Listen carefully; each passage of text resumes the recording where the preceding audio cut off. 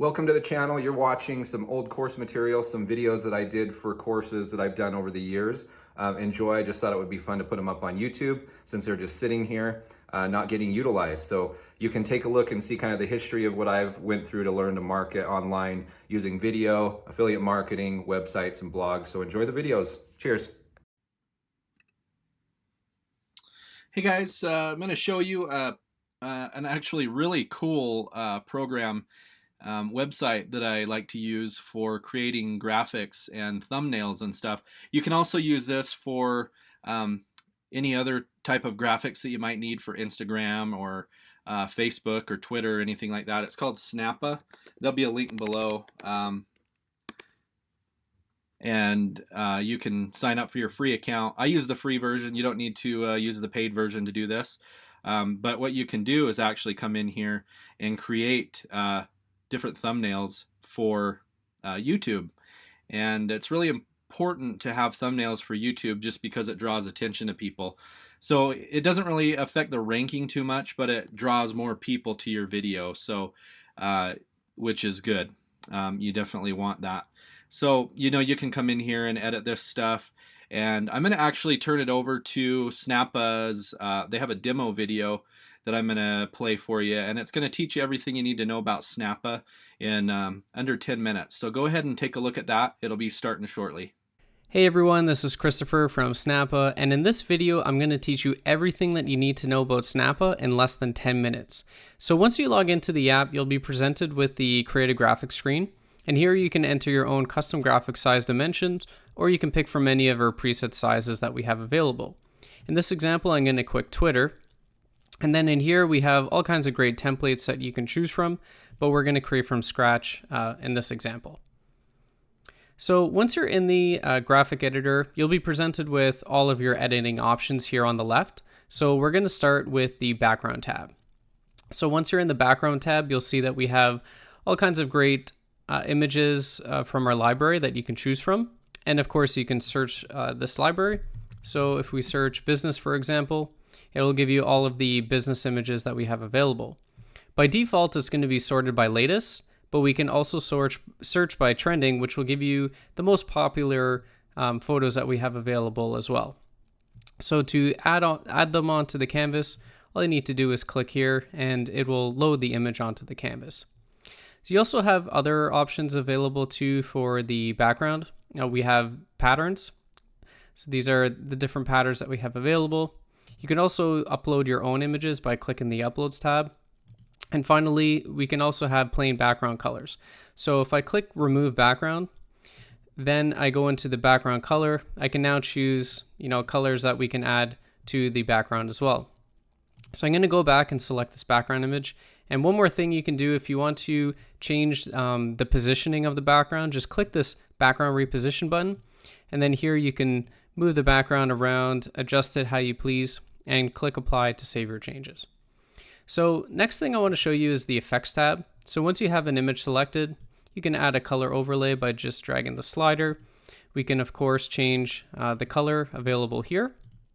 Another thing that we can do is darken the photo, which is really handy at times. And we can also add a blur.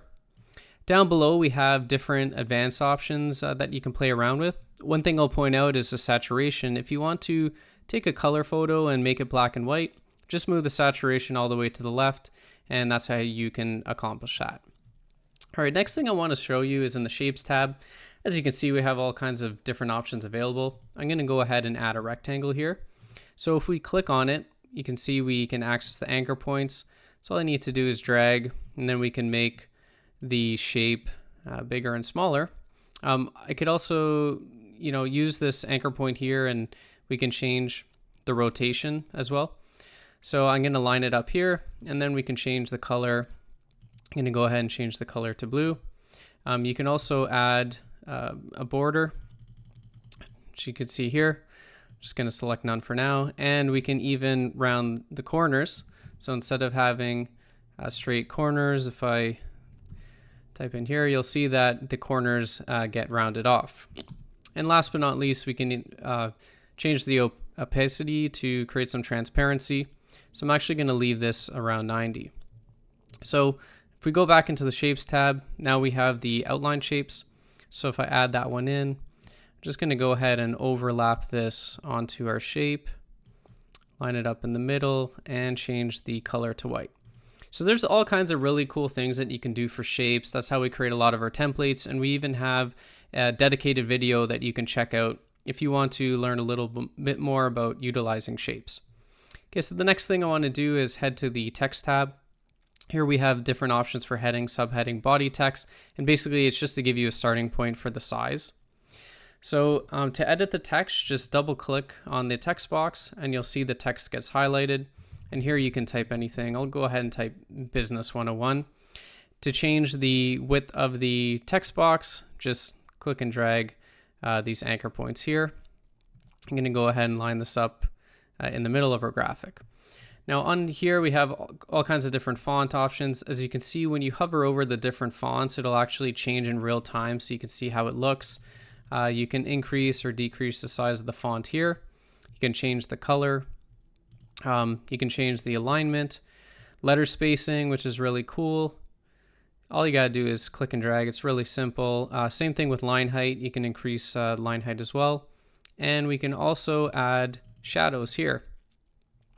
And last thing is the opacity. So once again, we can add some transparency to the font as well. Okay, so last thing I want to show you here is the graphics tab.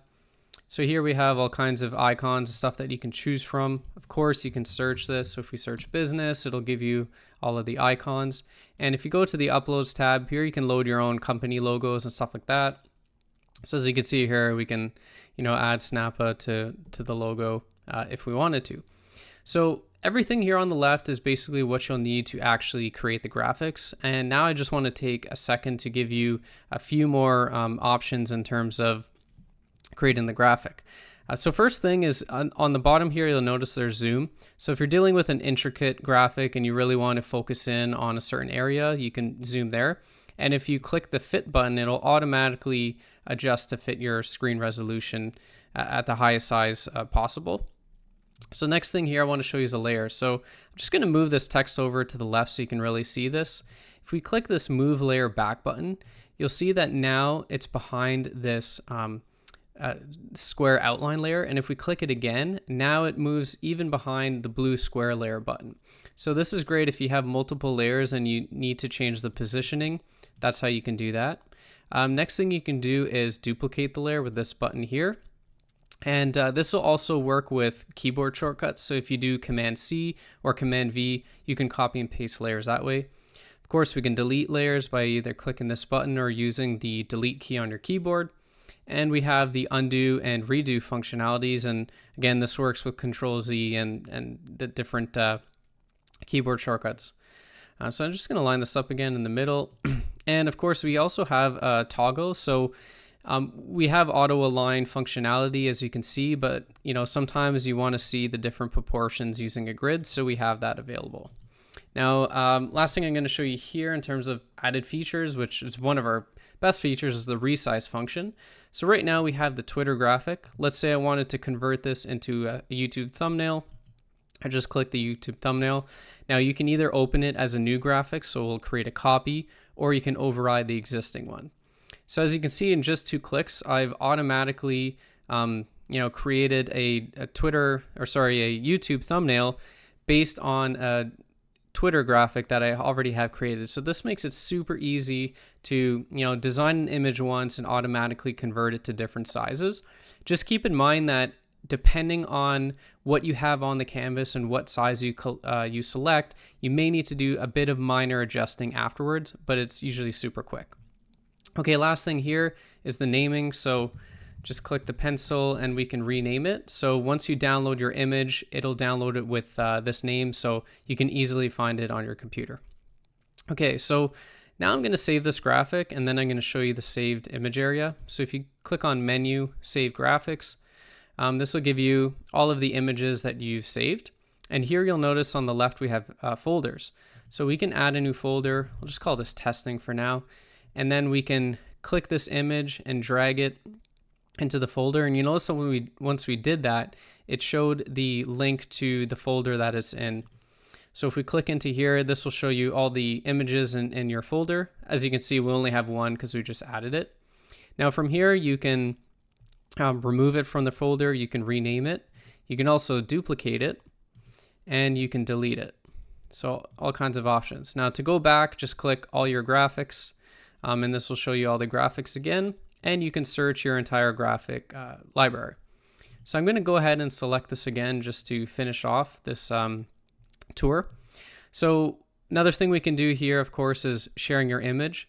So this will show you all the accounts that you have connected. So I have my Facebook and Twitter accounts, and you just click on them to share directly. If you don't have any accounts added, you can just click the add account button here to add them in, and you can also connect and share with Buffer.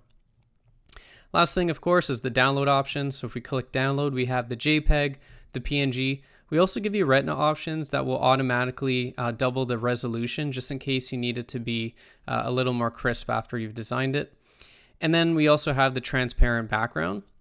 So once you click this, you'll notice that only PNG is available because those are the only file options that work with transparent backgrounds. And also keep in mind that in order for this to work, you'll need to have a plain background. You can't have an image on the canvas. And the last but not least, if you need any help, just click this help drop down and you can access our knowledge base, our video tutorials, or contact support. So that was the quick tour of Snappa, and now you'll be well on your way to creating awesome images. Okay, so I actually just created a thumbnail using Snappa for my YouTube video that we ranked in that last lesson. So I'm just going to run over to YouTube, and I'm going to show you how to actually upload your thumbnail. And you can do this while you're uploading the video. I just wanted to get through this Snappa lesson first to show you guys how to do it. So how to create your thumbnails. So we're going to head over to the video,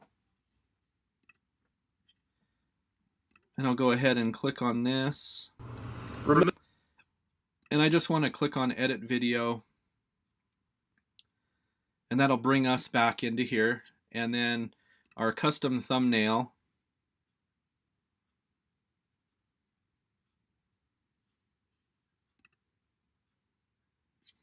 And then I can go ahead and choose that thumbnail. And the good thing about Snappa is if you select the YouTube thumbnail, it'll actually make the correct dimensions for you, you know, like he showed you in that training video. So you can actually just set that thumbnail there.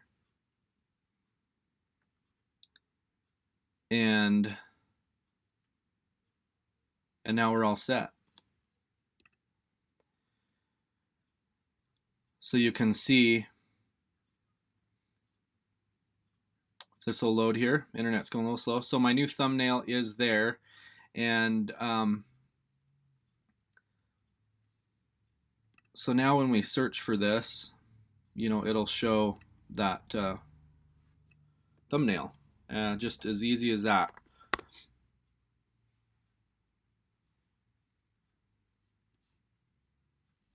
It'll update shortly, so we'll just keep an eye on that. But that's how you update or upload your thumbnail. Hopefully you guys like that training from Snappa. Like I said, go ahead and click the link below to get your free account and start creating these cool thumbnails. As you've seen, there's tons of different images and stuff you can use. Very, very simple if you don't have Photoshop or, you know, one of those programs that you have to pay for. This is a really great way to create your thumbnails on the fly and super simple. Anyway, we'll see you in the next lesson.